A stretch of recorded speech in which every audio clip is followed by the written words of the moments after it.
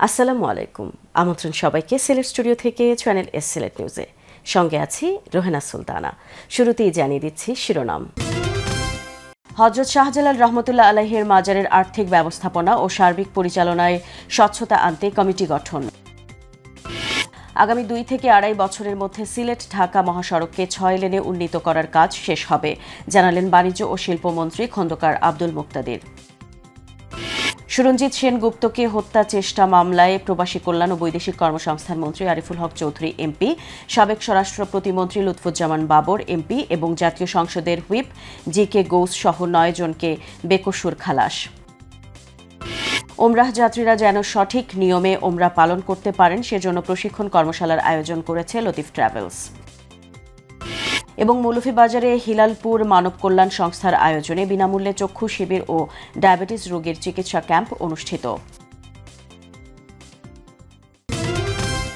শুনছিলেন শিরোনাম, এবারে বিস্তারিত।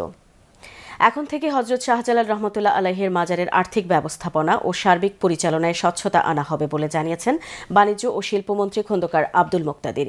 এই লক্ষ্যে স্থানীয় সংসদ সদস্য খন্দকার আব্দুল মুক্তাদির এমপিকে আহ্বায়ক করে 13 সদস্যের একটি কমিটি গঠন করা হয়েছে।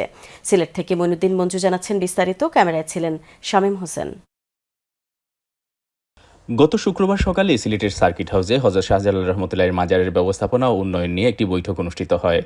বৈঠকে সভাপতিত্ব করেন বাণিজ্য ও শিল্পমন্ত্রী খন্দকার আব্দুল মুক্তাদির। বৈঠকে মাজারের আয় ব্যয়ের স্বচ্ছতা আনতে বাণিজ্য ও শিল্পমন্ত্রী খন্দকার আব্দুল মুক্তাদিরের নেতৃত্বে 12 সদস্যের একটি কমিটি গঠন করা হয়েছে বলে জানানো হয়। এই কমিটি 1 মাসের মধ্যে মাজারের আর্থিক ব্যবস্থাপনা একটি যৌক্তিক পদ্ধতি নির্ধারণ করবে। এই স্বচ্ছতা আনয়ন এবং সামগ্রিক বিষয়টি নিয়ে একটি ভালো যুক্তিসঙ্গত যৌক্তিক সমাধানে পৌঁছার জন্য আমরা একটি কাঠামো ঠিক করেছি। আমার নেতৃত্বে এই কমিটিতে সিটি কর্পোরেশনের প্রশাসক, জেলা পরিষদের প্রশাসক, উন্নয়ন সংস্থার প্রশাসক, বিভাগীয় কমিশনার, সিলেট রেঞ্জের ডিআইজি, দরগার মতওয়ালি পরিবারের 2 জন প্রতিনিধি এবং মাদ্রাসা এবং মসজিদের 2 জন প্রতিনিধি থাকবেন। সিলেট এসএমপির কমিশনার থাকবেন, রেঞ্জ ডিআইজি থাকবেন। এ সময় বাণিজ্য ও শিল্পমন্ত্রী আরও জানান, দরগার উন্নয়ন, দানের অর্থ ব্যবস্থাপনা এবং সার্বিক কার্যক্রমে যৌক্তিক সমাধানে পৌঁছাতে সংশ্লিষ্ট সব পক্ষের সঙ্গে আলোচনা হয়েছে। আর্থিক হিসাবে স্বচ্ছতা আনতে ঐক্যমত্যে পৌঁছেছেন সকলেই। কাজের ধারা এই কমিটি স্থির করার পূর্ব পর্যন্ত যেভাবে বাক্সে টাকা আসে সেইভাবে টাকা আসবে। বাক্স ভর্তি হলে এই কমিটির তত্ত্বাবধানে সেই টাকা গুনা হবে এবং সেই টাকা জেলা প্রশাসক মেনটেন করবেন একটি নির্দিষ্ট অ্যাকাউন্ট, শুধু সেই অ্যাকাউন্টে এই টাকাটি থাকবে, সেই টাকা জমা হবে। বাণিজ্য ও শিল্পমন্ত্রী খন্দকার আব্দুল মুক্তাদির আরও বলেন, পুরো প্রক্রিয়ায় স্বচ্ছতা বজায় রাখাই তাদের মূল লক্ষ্য। Moinuddin Manju, channel S news, Sylhet. আগামী 2 থেকে 2.5 বছরের মধ্যে সিলেট ঢাকা মহাসড়ককে 6 লেনে উন্নীত করার কাজ শেষ হবে বলে জানিয়েছেন বাণিজ্য ও শিল্পমন্ত্রী খন্দকার আব্দুল মুক্তাদির। শুক্রবার বিকেলে নগরীর পূর্ব শাহী ঈদগাহ এলাকায় একাডেমি মিলনায়তনে সিলেট জেলা শিল্পকলা একাডেমি সম্মাননা প্রদান অনুষ্ঠানে প্রধান অতিথির বক্তব্যে তিনি এসব কথা বলেন। সিলেট নগরীর জন্য শহরে একটি ফুসফুস হিসেবে উন্মুক্ত উদ্যান গড়ে তোলার পরিকল্পনার কথা জানিয়ে তিনি বলেন, সেখানে মানুষ অবাধে হাঁটা চলা করতে পারবেন এবং নির্মল পরিবেশে সময় কাটানোর সুযোগ পাবেন। সিলেট শিল্প সংস্কৃতিতে বিশেষ অবদানের জন্য 8 গুণী শিল্পী ও 2টি আঞ্চলিক সৃজনশীল সাংস্কৃতিক সংগঠনকে জেলা শিল্পকলা একাডেমি সম্মাননা 2024 ও 25 দেওয়া হয়েছে। জেলা শিল্পকলা একাডেমি সম্মাননা 2024 পদকপ্রাপ্ত গুণীজনেরা হলেন আব্দুল মালিক চারুকলা, শ্যামল ঘোষ নৃত্যকলা, প্রতীক এন্দো কণ্ঠসঙ্গীত, মোহাম্মদ স্বপন খান যন্ত্রসঙ্গীত এবং কথাকলি সিলেট আঞ্চলিক সৃজনশীল সাংস্কৃতিক সংগঠন। জেলা শিল্পকলা একাডেমি সম্মাননা 2025 পদকপ্রাপ্ত গুণীজনেরা হলেন সালে আহমদ খসরু আবৃত্তি, সেলিম আউয়াল সৃজনশীল সাংস্কৃতিক গবেষক, শামীম আহমদ কণ্ঠসঙ্গীত, মোহাম্মদ আব্দুল মোনায়েম ফটোগ্রাফি এবং গীতবিতান বাংলাদেশ আঞ্চলিক সৃজনশীল সাংস্কৃতিক সংগঠন।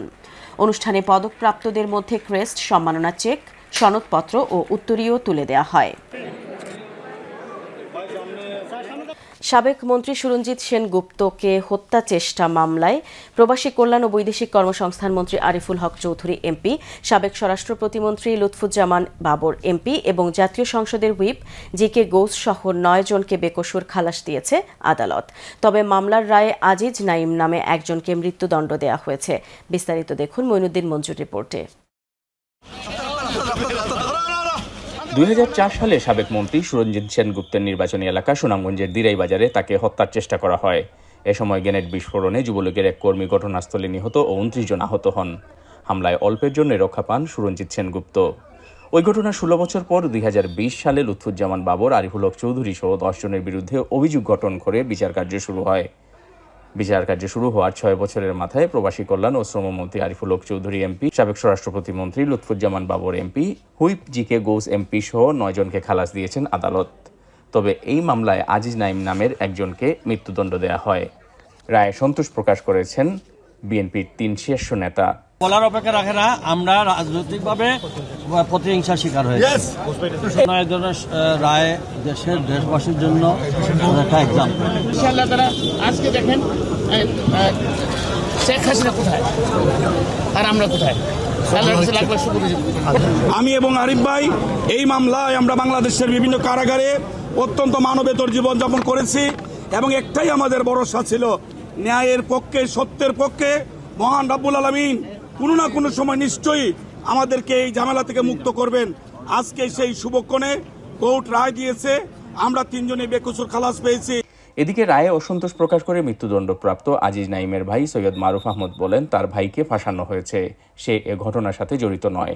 তৎকালীন বিএনপি সরকারে এই বিশ্বর গেছে বিলটি বানাইবা লাগে, তারা জঙ্গি নাটক সাজাইছে, আমার বাইরে যা করুণ নির্যাতন করছে, কইরারি 164 নিছে। 164 নিয়ে আজকে শুধুমাত্র ওই 164 উপরে মানে আপনার আমার বাইরে মৃত্যুদণ্ড রায়টা দিচ্ছে। আর কোনো সাক্ষী নাই, আপনারা আইও এই বিষয়ে কোনো কিছু হয়েছে না। রায় ঘোষণার পর আদালত চত্বর থেকে কারাগারে নেওয়ার সময় আসামি আজিজ নাইমকে ক্ষোভ প্রকাশ করতে দেখা যায়। Moinuddin Manju, channel S news, Sylhet. হবিগঞ্জের নবীগঞ্জ শহরের দীর্ঘদিনের যানজট সমস্যা নিরসনে উচ্ছেদ অভিযান পরিচালনা করেছে উপজেলা প্রশাসন। অভিযানের নেতৃত্ব দেন উপজেলা নির্বাহী কর্মকর্তা রুহুল আমিন। এ সময় সহযোগিতা করেন নবীগঞ্জ থানা পুলিশ। নবীগঞ্জ শহরের প্রধান সড়ক ও বাজার এলাকায় অবৈধ দখল, ফুটপাত ও রাস্তার উপর স্থাপনা সরিয়ে নিতে এই উচ্ছেদ অভিযান পরিচালনা করা হয়। অভিযানের ফলে যান চলাচলে স্বস্তি ফিরবে বলে আশা করছেন স্থানীয়রা। উচ্ছেদ অভিযানের পাশাপাশি বাজার এলাকার চলমান রাস্তার ঢালাই কাজও পরিদর্শন ও তদারকি করেন উপজেলা নির্বাহী কর্মকর্তা রুহুল আমিন। তিনি সংশ্লিষ্টদের কাজের গুণগত মান নিশ্চিত করার নির্দেশনা দেন। প্রশাসন জানিয়েছে, যানজটমুক্ত ও আধুনিক নবীগঞ্জ গড়ে তুলতে এই ধরনের অভিযান ও উন্নয়ন কার্যক্রম ভবিষ্যতেও অব্যাহত থাকবে। সিলেট নিউজে নিয়ে নিচ্ছি ছোট্ট একটা বিরতি। আমাদের সঙ্গেই থাকুন। ফিরে এসে অন্যান্য খবরের সাথে আরও যা থাকছে। ওমরাহ যাত্রীরা যেন সঠিক নিয়মে ওমরা পালন করতে পারেন সেজন্য প্রশিক্ষণ কর্মশালার আয়োজন করেছে লতিফ ট্রাভেলস। এবং মৌলভীবাজারে হিলালপুর মানব কল্যাণ সংস্থার আয়োজনে বিনামূল্যে চক্ষু শিবির ও ডায়াবেটিস রোগীর চিকিৎসা ক্যাম্প অনুষ্ঠিত।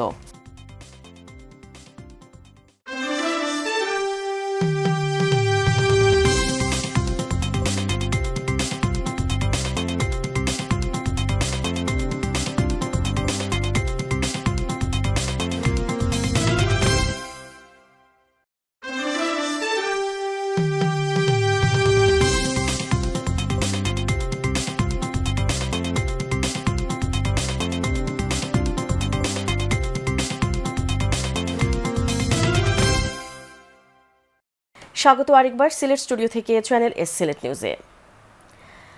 বাংলাদেশ পূজা উদযাপন পরিষদ সিলেট মহানগরের দ্বিবার্ষিক সম্মেলনে বাণিজ্য ও শিল্পমন্ত্রী খন্দকার আব্দুল মুক্তাদির বলেছেন, ধর্মীয় সম্প্রীতি ও সহাবস্থানের ক্ষেত্রে বাংলাদেশের মতো উদাহরণ পৃথিবীতে দ্বিতীয়টি নেই। নানা অর্থনৈতিক ও সামাজিক চ্যালেঞ্জের মধ্যেও দেশের মানুষ সম্প্রীতি ও সৌহার্দ্যের ঐতিহ্য ধরে রেখেছে। সিলেটে বাংলাদেশ পূজা উদযাপন পরিষদ সিলেট মহানগর পূজা উদযাপন পরিষদের দ্বিবার্ষিক সম্মেলনে প্রধান অতিথির বক্তব্যে তিনি এসব কথা বলেন। সিলেট মহানগর পূজা উদযাপন পরিষদের ভারপ্রাপ্ত সভাপতি মলয় পুরকায়স্থ ও সাধারণ সম্পাদক চন্দন দাসের পরিচালনায় উদ্বোধকের বক্তব্য রাখেন বাংলাদেশ পূজা উদযাপন পরিষদের কেন্দ্রীয় সভাপতি বাসুদেব ধর এবং প্রধান বক্তার বক্তব্য রাখেন পূজা উদযাপন পরিষদের সাধারণ সম্পাদক সন্তোষ শর্মা। উদ্বোধনী অনুষ্ঠানে আরও বিশেষ অতিথির বক্তব্য রাখেন সিলেট সিটি কর্পোরেশনের প্রশাসক আব্দুল কাইয়ুম চৌধুরী, সিলেট উন্নয়ন কর্তৃপক্ষের চেয়ারম্যান ও মহানগর বিএনপির ভারপ্রাপ্ত সভাপতি রেজাউল হাসান কয়েস লুদি, বাংলাদেশ পূজা উদযাপন পরিষদের কেন্দ্রীয় কমিটির সহ সভাপতি অধ্যাপক ডক্টর চন্দ্রনাথ পোদ্দার ও অ্যাডভোকেট মৃত্যুঞ্জয় ধর ভোলা সহ বাংলাদেশ পূজা উদযাপন পরিষদের কেন্দ্রীয় ও স্থানীয় নেতৃবৃন্দ।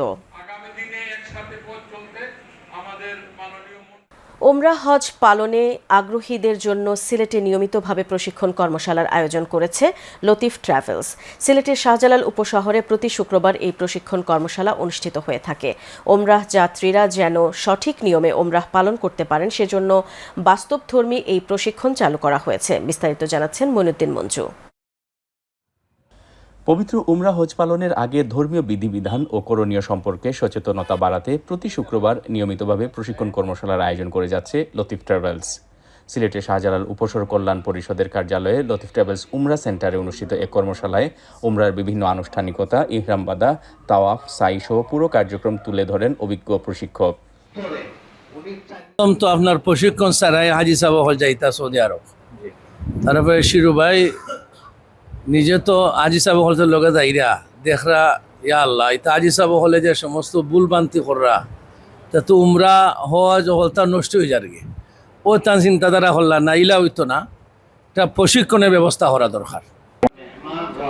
লতিফ ট্রাভেলস কর্তৃপক্ষ জানান, উমরা যাত্রীরা যেন সঠিক নিয়মে উমরা করতে পারেন সেজন্য বিগত 5 বছর থেকে প্রতি শুক্রবার নিয়মিতভাবে তারা এই প্রশিক্ষণের আয়োজন করে আসছেন।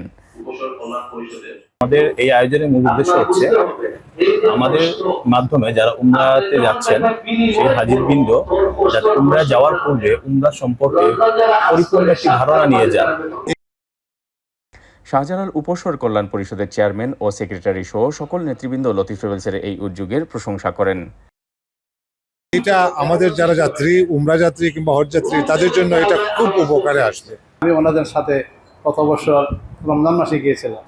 ওনাদের ব্যবস্থাপনা অত্যন্ত সুন্দর ব্যবস্থাপনা। আমরা আগে জানতাম যে বড় হজ গেলে প্রশিক্ষণ দেওয়া হয়, এখন জানতে পারলাম যে সিলেটের মাঝে প্রথম মনে হয় এই লতিফ ট্রাভেলস এই উমরার প্রশিক্ষণ আয়োজন করা হয়েছে। প্রশিক্ষণ কর্মশালা আয়োজন করায় উমরা যাত্রীরাও খুশি। আজকে লতিফ ট্রাভেলস কর্তৃক আয়োজিত আজকের এই প্রশিক্ষণশালা যেটা কর্মশালা এটা অত্যন্ত ফলপ্রসূ এবং আমরা এখানে এসে আল্লাহ যথেষ্ট উপকৃত হয়েছে। কিভাবে উপকার হয়েছে সব যেগুলো শেখার না এগুলো শিখতে পারছি, আলহামদুলিল্লাহ আল্লাহর অনেক উপকার হয়েছে।